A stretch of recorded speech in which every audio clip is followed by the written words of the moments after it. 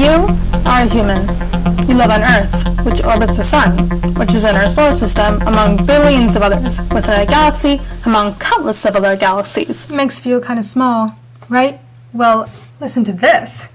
All this matter in these solar systems and galaxies makes up only a tiny 5% of our universe. The rest is in the dark. Astronomer called Vera Rubin was observing the rotation of spiral galaxies. She expected the outermost reaches of the galaxy to spin at a lower velocity than the center. Just like how in our solar system, planets farther from the Sun orbit slower than the planets closer to the Sun. Instead, she observed that the farther reaches of the galaxy in the center had the same force of gravity. That meant that the gravity was consistent throughout the galaxy and not dropping from the center as she would expect. But that was impossible.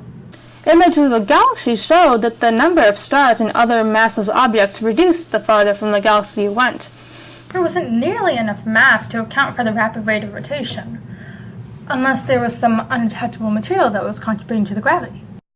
This mysterious material was called dark matter. In order for the amount of mass in galaxies to compensate for the amounts of gravity calculated, there must be a much greater amount of dark matter than visible matter. After a number of calculations involving Albert Einstein's field equations, it was determined that the universe consisted of 5% baryonic matter, atoms, 27% dark matter, and 68% dark energy. From the time of its discovery, many properties have been given to dark matter. It doesn't reflect any light, and it doesn't interact with matter very well, which makes it almost impossible to detect.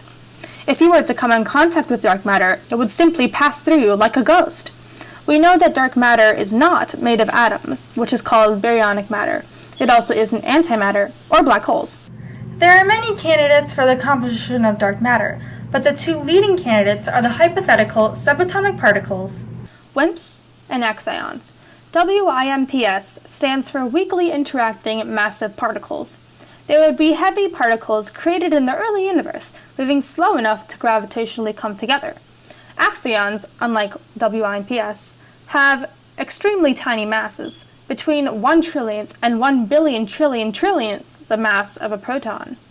There are many experiments running that attempt to detect these subatomic particles, but none have yielded solid proof.